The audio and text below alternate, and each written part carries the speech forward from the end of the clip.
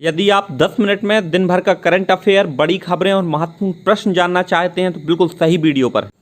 आज के वीडियो में एक्सीलेंट क्लासेस ने अपने लकी विनर की घोषणा की है, लेकिन इस जानकारी को आप देखें। डियर एस्पायरेंट, जैसा कि एक्सीलेंट क्लासेस की तरफ से कमिटमेंट किया गया था कि प्रतिदिन 4 दिन तक सही आंसर देने वाले विद्यार्थी को यहाँ पर लकी विनर बनाया जाएगा। तो आज हम विनर की घोषणा करेंगे, लेकिन मैं आपको यहाँ पर बता देना चाहता हूँ, ना ही एक्सीलेंट क्लासेस की तरफ से आपकी कोई बैंक की जानकारी मांगी जाएगी और ना ही एक्सीलेंट क्लासेस आपको कभी फ़ोन करेगा, ना ही यहां पर आपको गूगल पे की कोई लिंक या आपसे एम पिन अर्थात आपके यूपीआई पिन को पूछा जाएगा। तो ध्यान रहे, यह कभी मत शेयर करिएगा, इससे एक फ्रॉड हो सकता है।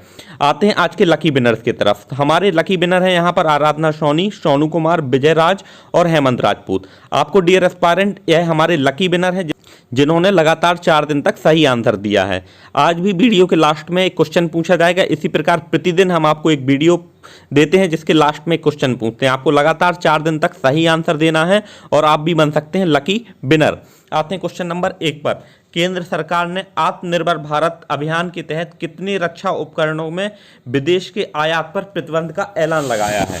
तो डियर एस्पायरेंट, यहाँ पर केंद्र सरकार ने आत्मनिर्भर भारत के अभियान के तहत यहाँ पर 101 आयातों पर प्रतिबंध लगाने का ऐलान किया है। हमारे वर्तमान रक्षा मंत्री श्री राजनाथ सिंह ने यह फैसला लिया है और 9 अगस्त 2020 को इसकी जानकारी दी है।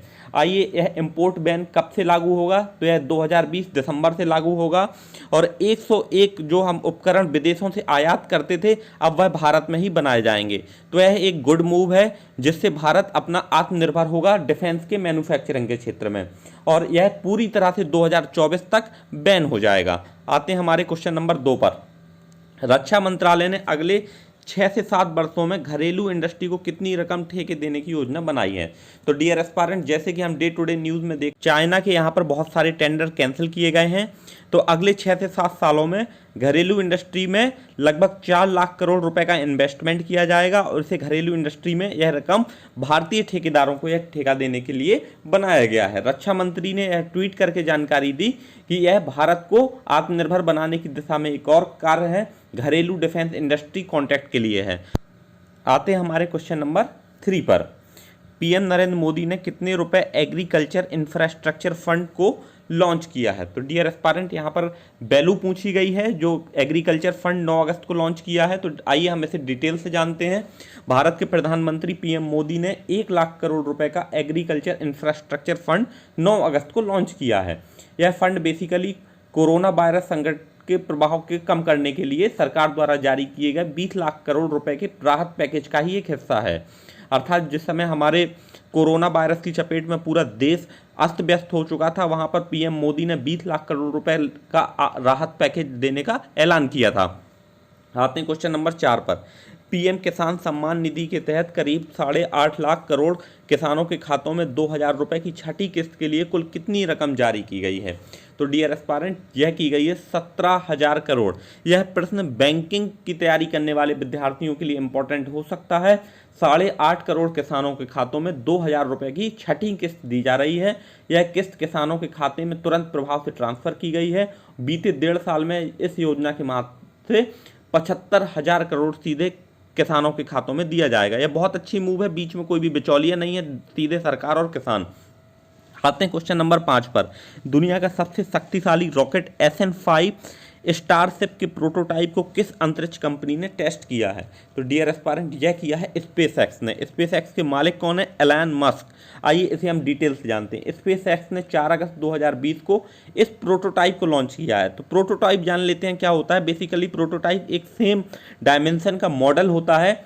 वैसे तो यह 500 फीट की ऊंचाई तक बनाया गया है। इसके बाद इसे सेफली लैंडिंग की जाएगी, लेकिन इसका प्रयोग अभी सफल हो गया है। आइए जानते हैं अब स्टारशिप क्या होता है। तो स्टारशिप एक तरह का स्पेस क्राफ्ट होता है और यह काफ़ी लोड लेकर ट्रैवल कर पाएगा। अब तक दुनिया का सबसे शक्तिशाली रॉकेट फॉल्कन हैवी है। आते हैं क्वेश्चन नंबर 6 पर। International day of world indigenous people कब मनाया गया? भारतीय आदिवासी दिवस कब मनाया गया? तो डियर एस्पायरेंट, इसका राइट आंसर है यहाँ पर 9 अगस्त। जो भारतीय आदिवासी दिवस है वो से ही विश्व आदि दिवस के रूप में मनाया जाता है। इसका राइट आंसर है 9 अगस्त। आइए डिटेल से जानते हैं। This year theme covid indigenous people, अर्थात कोविड-19 एंड इंडिजीनियस पीपल का जो रिजिलियंस है उस पर आधारित यह विश्व आदिवासी दिवस मनाया गया है। पूरे विश्व में 476 मिलियन आदिवासी समुदाय के लोग हैं, जो पूरे विश्व जनसंख्या का 6% हैं। आते हैं क्वेश्चन नंबर 7 पर। बिहार पृथ्वी दिवस कब मनाया जाता है? तो डियर एस्पायरेंट, यह मनाया जाता है 9 अगस्त को।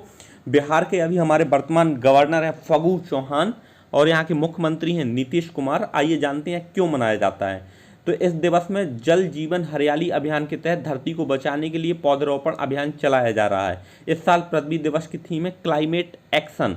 यह भी पूछा जा सकता है कि यह पहली बार 1970 में मनाया गया था। इसका मुख्य उद्देश्य पर्यावरण संरक्षण के प्रति लोगों को जागरूक बनाना है। राज्य भर में 2.5 करोड़ पौधे लगाने का लक्ष्य रखा गया है। तो यह था हमारा बिहार पृथ्वी दिवस और इसके हमारे गवर्नर हैं फागू चौहान। आते हैं क्वेश्चन नंबर 8 पर। राष्ट्रीय हथकरघा दिवस कब आयोजित किया जाएगा? तो डियर एस्पायरेंट, यह आयोजित किया जाएगा 7 अगस्त को। आइए हम डिटेल्स में जानते हैं इसके बारे में।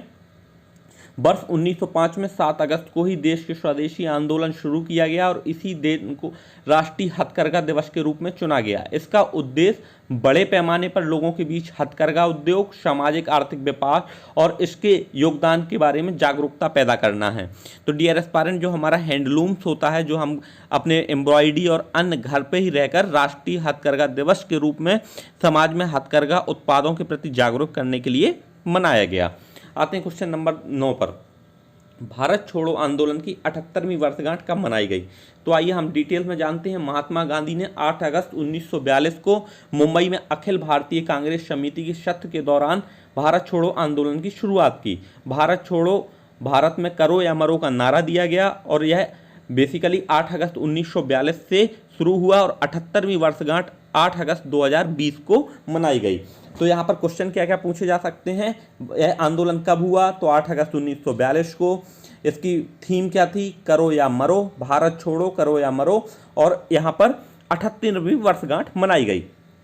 आते हैं क्वेश्चन नंबर 10 पर। पीएम नरेंद्र मोदी ने 8 अगस्त 2020 को राष्ट्रीय स्वच्छता केंद्र RSK का उद्घाटन किया। यह केंद्र बेसिकली कहाँ स्थित है? तो यह हमने कल भी देखा था न्यूज़ में कि प्रधानमंत्री मोदी ने दिल्ली में इसकी स्थापना की है और पीएम मोदी ने 10 अप्रैल 2017 को महात्मा गांधी के चंपारण सत्याग्रह के 100 वर्ष पूरे होने के मौके पर इसकी घोषणा की थी। अब डियर एस्पायरेंट, आइए हम डिटेल में जानते हैं। भारत छोड़ो आंदोलन की 78वीं वर्षगांठ अर्थात 8 अगस्त को उन्होंने इसका उद्घाटन किया और इसमें स्वच्छता से जुड़े अभियान और प्रयास के तमाम चीज़ों को शामिल किया गया है।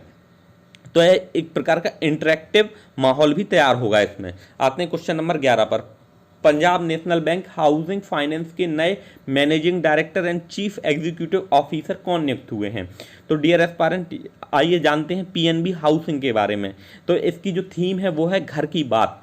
पीएनबी हाउसिंग की घर की बात, यह है हमारे हरदयाल प्रसाद, जिन्हें हाल में ही इस कंपनी के मौजूदा अंतरिम प्रबंध निदेशक और मुख्य कार्यकारी अधिकारी नीरज व्यास के 10 अगस्त के हटने के बाद से इन्हें पदभार दिया गया है।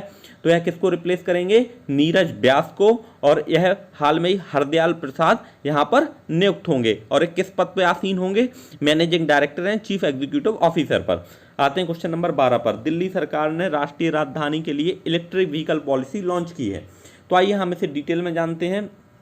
यहाँ पर दिल्ली के केजरीवाल ने यह फैसला लिया है कि दिल्ली में इलेक्ट्रिकल व्हीकल पॉलिसी लागू होगी। अब इलेक्ट्रिकल बाहर खरीदने पर दिल्ली सरकार यहाँ पर सब्सिडी देगी। यह बेसिकली पॉल्यूशन को कम करने के लिए है। इस योजना के अंतर्गत दिल्ली सरकार ऑटो, ई रिक्शा, मालवाहक वाहनों के लिए 30,000 तक का यहाँ पर प्रोत्साहन राशि देगी। डियर एस्पायरेंट, यहाँ पर हमें देखना है कि अनिल बैजल जो हमारे उप मुख्यमंत्री हैं इसको मंजूरी देते हैं या नहीं। यह था हमारा आज का क्विज सेक्शन। कल जैसे कि क्वेश्चन पूछा गया था कि यूपीएससी के नए अध्यक्ष के रूप में कौन नियुक्त हुआ है, तो यहाँ पर राइट आंसर देने वाले हमारे विद्यार्थियों को लकी विनर यहाँ पर बनाया गया है।